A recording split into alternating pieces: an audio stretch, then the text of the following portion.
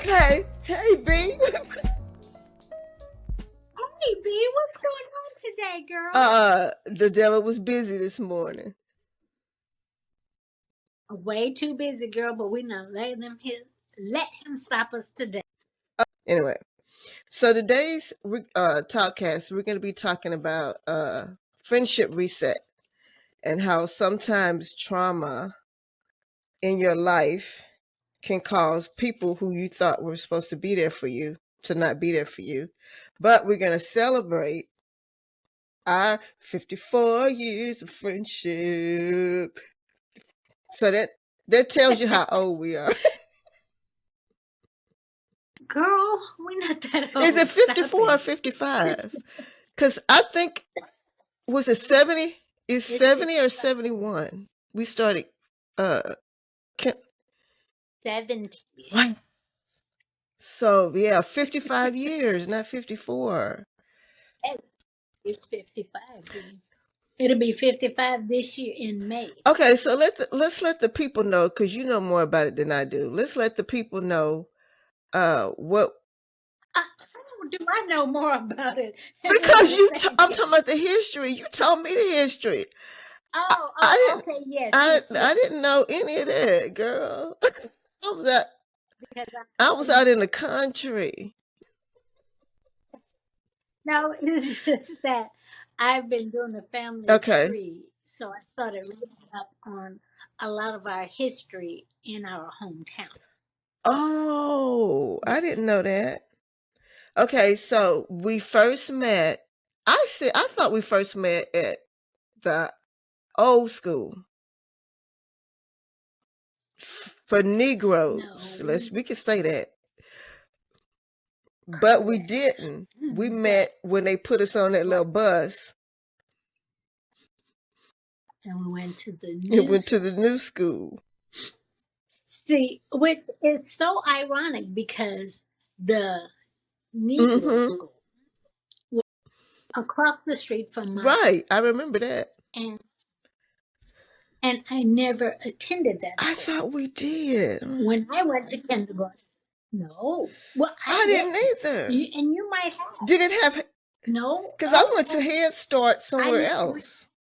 There was a Head Start. There was a Head Start in the kindergarten, but I didn't go. Okay. Um, when when I was little, we lived way out in the country. But Okay, you didn't live in remember where the Kings? what they No. call. Remember where the Kings live? Way out there in the country by the rice field. I See, my dad worked okay. there. And then when we bought a house in the city limits where we live now, I know, where we live now, then I started attending school because I was about 5. Okay. And then I started going to the new school in Okay. town. Because you lived in the city across the Hmm. track Right. in the Negro quarters. In the, right. Like the In the slave black. quarter. Yes. In the Negro They quarter. call it the black court. Yeah, that's what they named Yes. it. They named it the black quarters. Right. So we met in Yep. kindergarten when we were 5. I really don't remember our first meeting. Do you? No. I think we probably sat next to one another. They probably, you know, they had the black kids in one area and the white Mm-hmm. kids in the other area, which we didn't realize at the time. And they probably sat us next to one another. And that's probably how Yeah, we because became they probably, friends. even though we were integrated into the school, Hmm. It was the first we were probably integrated school segregated in class. the classroom. That's Probably probably how so. we met. But I think around first or Hmm. second grade, I realized I was hanging around a cool person who knew all the other people. It was you. You knew everybody in town. Yeah, but the thing was, they were all my cousins. Think about it.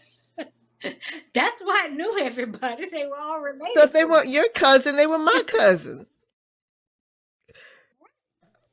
Or the surrounding me. cities and little towns. You didn't know. You could. Girl, within a 30-mile radius. That was my no 30-mile radius. You could not talk to So me. I was like 59 years old when I realized I was part of history. When you told me that, I was like, what? So I didn't know you were doing the history of the town. Let me know what you find out. Yes. Oh, Let me definitely. know. You just doing it for fun, or you just? Yeah. Just so my children will know Wow. and my grandkids. Yeah. Yeah. You gotta Yeah, know that's from. what Joe did. You know, my brother Joe, he did the Yeah. history of my mom's family. To know where we came from Yeah. on my mom's side. Yeah. And that's kind of why I got started. Like my mom, Mhm. she's Native American. Mhm. And so her dad, she always thought her dad was Mhm. adopted. He wasn't. He was taken care of by his Mhm. aunt because his mom, her first child was, made by, okay, let me start from the beginning. Her grandfather, which was a Native American Mhm. man named Alfred Mhm. Bertrand, he was in love with a Mhm. slave woman. She was enslaved. And her master had, he, they bore the first child Mhm. together. But her second child, which was my grandfather, was a Native American man's Wow. son. The second child she had was for the same Native American Mhm. man. So the master was like, hold up. You done had two kids by this man. I'm selling you off because you ain't having no kids Right. by me, and I'm in love with Right. you. So that's the problem. So he sold her. So before she got to the next plantation, or the day that she got to the next plantation, my grandfather had been tracking her, Mm. and they took off.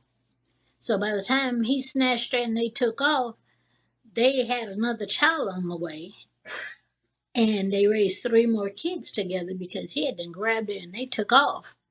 Her name was Pauline. My mother never knew this. She never knew who her grandfather was or who her grandmother was.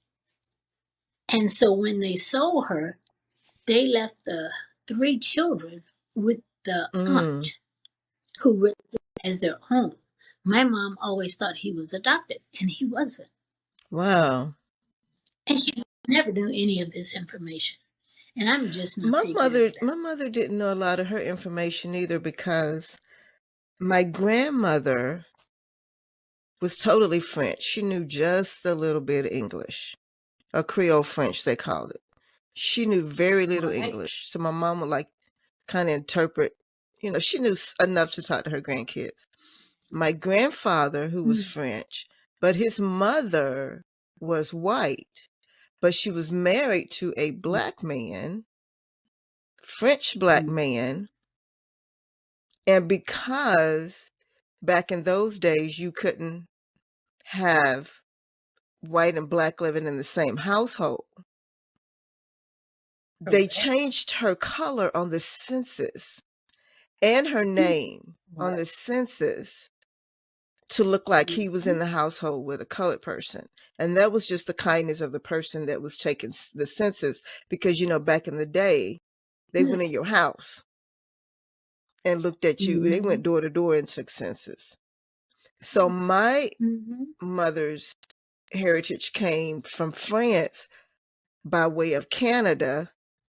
And they were like, hey, you either go by what we say out here or you leave. And so some Canadians, French Canadians, said, we'll stay. And they made a colony there. And then my mom's relatives were bused by boat to Louisiana. And that's how, girl, there's a lot.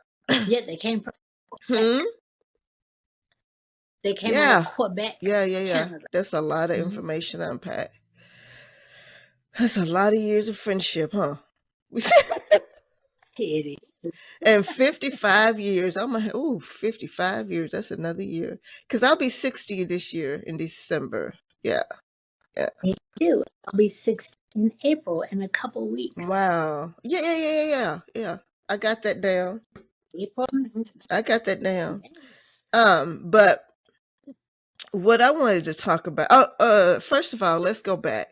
Let's talk a little about what you do. So you and Kenny have been married for 35 wow, years. 35 years. And you are part of a ministry in Sacramento where you volunteer with your church, right? Handing out food in the Yep. community once a week. Yeah. And you teach. Yes. Southside Christian Center. And I volunteer on Friday and Saturday. Friday, I pack up groceries. Saturday, we give groceries away. And I am a Sunday school teacher every first Sunday for the teenagers. Now, you at one point, I might be wrong, but you at one point was, I wouldn't say a spousal caregiver in the sense of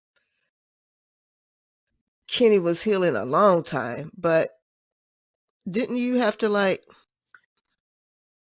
Yes, and I still do okay, from time to time because he has okay, stenosis and he has a bulging mm-hmm, disc. They went and they drilled out the core of his spine and added a rod in his neck and about 14 mm-hmm, pins mm-hmm. and screws. And his bones are deteriorating in his neck. So it's not going to get any better. It just gets worse. And he also have spindanosis. It's kind of the opposite of Mm-hmm. scoliosis. So instead of curving, it kind of humps Oh, in like wow. that. So it's not going to ever get better. But he's been having it since he was a teenager. So yeah, this last surgery, if he wouldn't have had that surgery, he would have been permanently in a Oh, wheelchair. wow. So yeah, And you've had so to be that's there for him my as well as for yourself and still maintain uh cooking and cleaning. and then we're taking care of his 81-year-old mother as well. Wow. Okay, so you're kind of like yeah, I'm gonna talk about that but later on. But what I wanted to talk about, because for me I noticed a difference. Um when Davis and I went through what we went through, Davis had like bunches of friends. You know, we had a lot of people around us. And then when he went through Yes. his stroke, and because he went through his stroke on a Sunday, on that Friday, 2 days before his stroke, I got a phone call because the company I was working for filed for bankruptcy protection. So I lost my job 2 days before he had his stroke. And so what frustrated me and also kind of hurt me is that the friends that we did have, not all of them, you know, like you and, uh, you know, some family members and some friends hung in there with us. But, you know, so I want to know if that, you know, changed, you know, Tremendous. okay. And that part that made me upset because my husband, he is the founder and president of one of the largest motorcycle groups here in the state I of remember that California. story. Right. And so he even had one of the biggest clubhouses. It was in Stockton, which is only like 30 minutes away Mm-hmm. from here. Girl, he has put in pool tables, refrigerators. He's like you say, 100% in. He's always donating money, blah, blah, blah. Girl, I mean, Mm-hmm. 26 years he has put in sweat and tears. But the minute he got sick and, well, got hurt, like you say, where Right, he at? right, right. They don't call him. They don't call him for the meetings anymore, for none of the rides. I bought him a brand new bike for Valentine's Day about 5 years ago. Girl, he might have 500 miles on that Mm. thing. nothing. Because an avid motorcycle rider will put 2,000 miles on that a year, if more. So, girl, they ain't nowhere to be found. They barely call. I mean, I told them, I was even texting my husband's friends and saying, when he first came home from, he left ICU, then he went to rehab, and then he came home from there. But I was doing group texts to his friends saying, "Can y'all come holler at a boy? Can y'all come call him? Can y'all offer him words of encouragement?" Because that's what he needed at first when he first came out, you know? what? And Mm-hmm. even now, he's calling them and texting them to check on them. And like, I know. You shouldn't be texting them fools. They should be texting you. texting you. So I don't know if I do know what it is.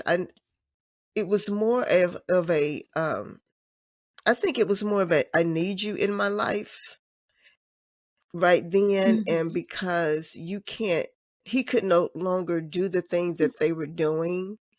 Instead of adjusting their lives to include him, they just didn't include him, right? And I Right. think that's what it was. It's like, well, we want to go to this game, or we want to go hang out over here, or we want to go do this, and if we invite, E over, then we got to adjust it in a way that includes him.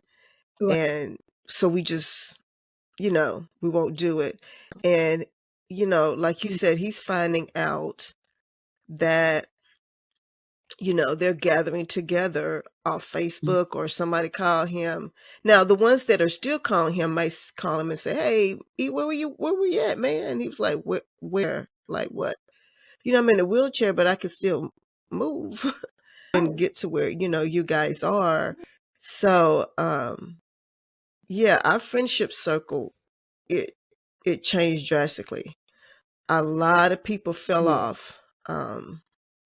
And I guess they weren't supposed to be there in the first place.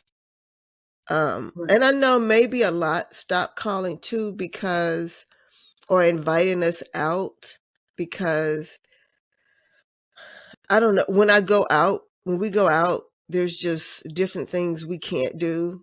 We have to know the whole situation Mm-hmm. before we go. I get that. I understand that. It doesn't take a lot to make a phone call, Right. you know. And see if it's something that you can do. Or sometimes he just wants a phone call. He has Right. he has short-term memory problems. So he may not remember something you say to him 5 minutes from now, but his long-term memory is Right. still there. So a lot of times he just wants you to call him and talk about what y'all did when y'all were kids, or talk about what y'all did, you know, 5 years ago, or in high school, or, what we used to do. Or he likes talking about driving trucks because that's what he wants to do, go back to, because that's what he was doing Right. when he had his stroke. And, like I say, he has a couple, but it was really painful at first. Now I'm like, at first it was really painful to watch Right. him reach out to these people and they weren't reaching back. Yeah. Mm. And I know that, he was truck driver, but he was also a mechanic.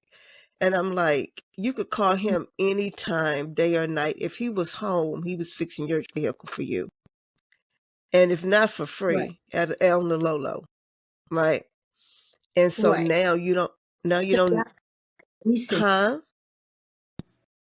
I said now they could at least have the decency to call Right. him.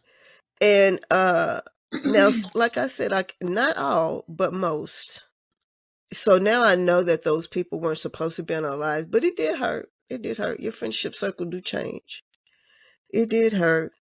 Um, and so I don't know. It was just hurtful. It still is sometimes when I think about it. B, how you think we lasted 55 years? Because we ain't crazy. We ain't in everybody mess. We don't have to see each other every day, but when we do see each other, we enjoy it. And we need to have more conversations, FaceTime like I this more know, often. right? Because life, like I told you, life be life, and like my grandbaby say. But it still doesn't take away from the fact that people should reach out more. Um, we Yes. That's why I say we need to have more FaceTime calls like this, and it doesn't and have we to have be, and we a have no show. excuses too. We have no excuses at all. When for me, I want to kind of go into that. For me, it was hard um to ask for help for a lot of reasons. I'm very closed in, so I didn't want a lot of his friends to know all our business. That's why some probably did feel excluded, um, because it was hard for me to ask for help uh, in situations because our situation was bad. I mean, we both lost our jobs at the same time, and that little Right. 401k don't last but something. You know what I'm saying? Girl, the thing that helped save us, 2 years before, we decided to pay off Oh everything. wow. We paid off our cars, trucks, motorcycles, everything. And we started Mhm. saving money.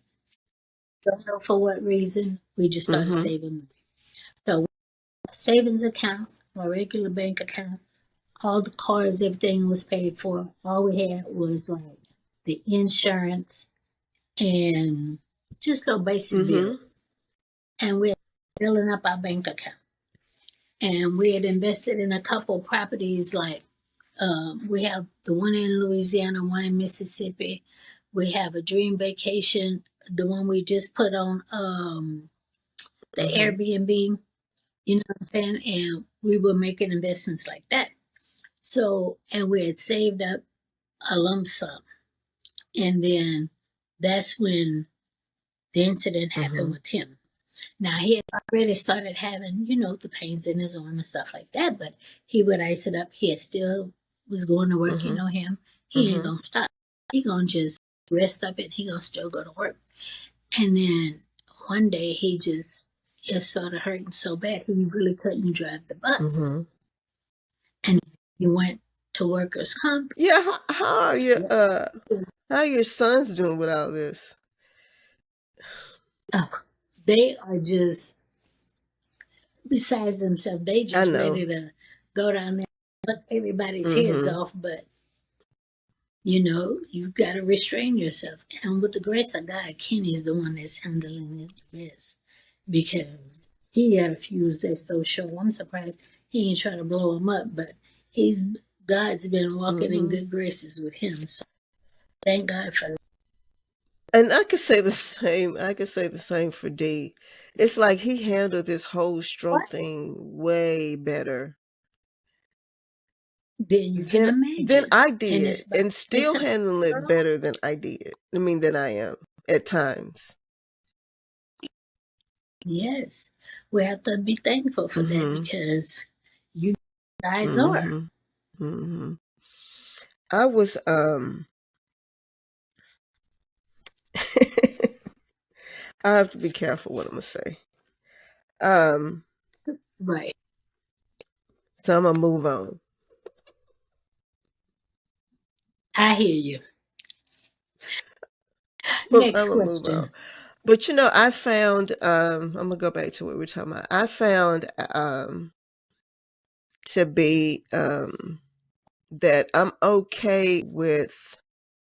At first, it was painful, but I'm okay right now with where we are in our friendship circle. It's tight, but I'm okay with like I said, I was hurt at first for him, for him.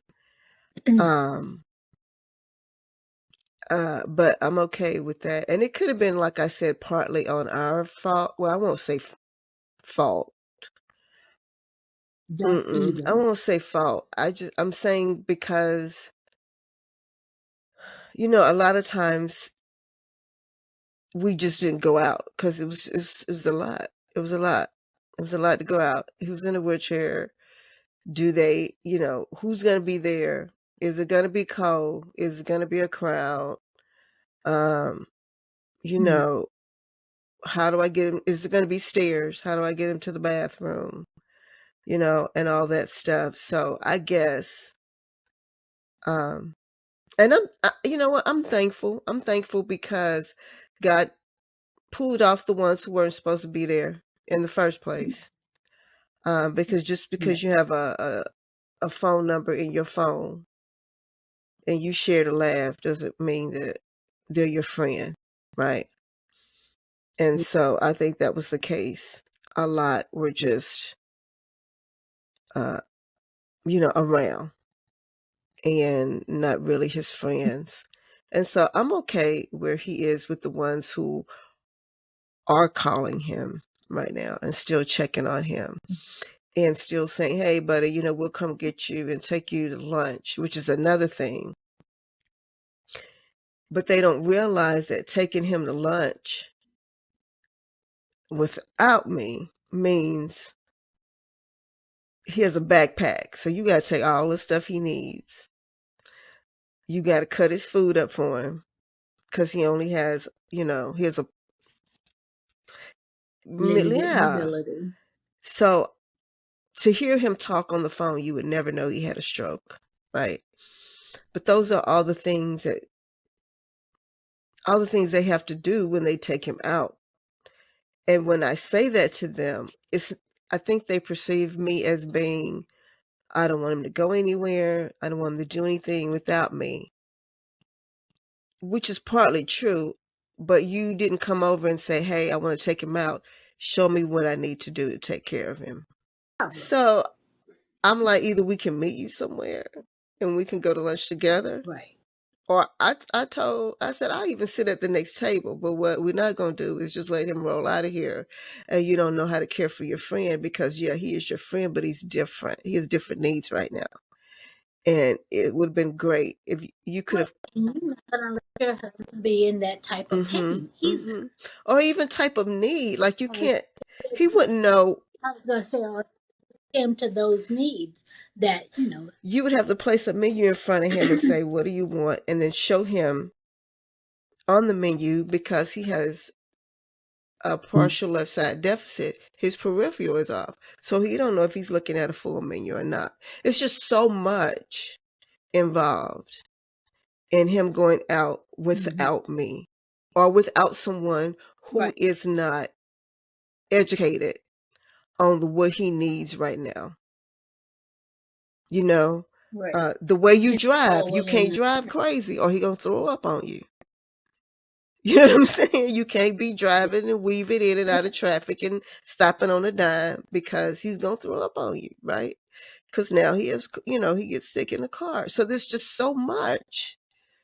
And I'm like, it'll be better if right, I just go with you. You can sit at the table with your boys. I sit at a booth by myself, but I need to be there right, because you right, or you can come over for a weekend and I can train you on what needs to be done when you take him out of here. right. You know, And if you're willing to learn, I'm then willing to teach, I got you. right? There you Because I go. don't mind having a moment to myself. If you go, but I can't Oh, let him go girl, out like this and you not right, right. be educated. And I know you'd be happy for a little 2-3 hours. Okay, Do what you do, but not until you know what you're doing. right. I Let me read apologize. this to you, and then I want to transition to something else because this verse is very, very, very, very, very, and it reminds me of you and my other girls. Oh, It's in Ecclesiastes 4:9 and 10, and it says, two are better than one because they have a good return for their labor. If either of them falls down, one can help the other up. But pity anyone who falls down and don't have nobody to help them up. In other words, God is well, saying you we were not meant to live life or be going through life by ourselves. actually have. a second lady that comes in and help me, keep the house clean and stuff like that. What she basically like do whatever heavy lifting I gotta do, but not really heavy lifting, like heavy cleaning. And I just maintain the rest. I have a second, like an assistant that Oh, helps. okay. So you're not doing it all by But yourself. You did for a little while though, didn't you? oh yes, girl, I was doing everything by myself, and it was painful, and there was nothing I could do but just suck it up, buttercup. And it was hard, girl. I was so tired, so stressed out. I would literally I started catching chest pain. Mm. I was so stressed out. I didn't know if I was catching a heart attack or what it was, but it was due to stress. Wow. They even had to do a stress test on me and see if I was literally catching a heart attack. But But I gotta say, your girl did pretty good on this stress test, girl. Until until they had me running incline like if I was going up a hill. Oh no, we gotta tap out. I'm not running up a hill. I am not the bionic woman. girl, But I did good on it. I know about. Even when it was right flat, I was running. But girl, when they try to make it go up a hill, oh honey, we not running up hills. Mm-mm.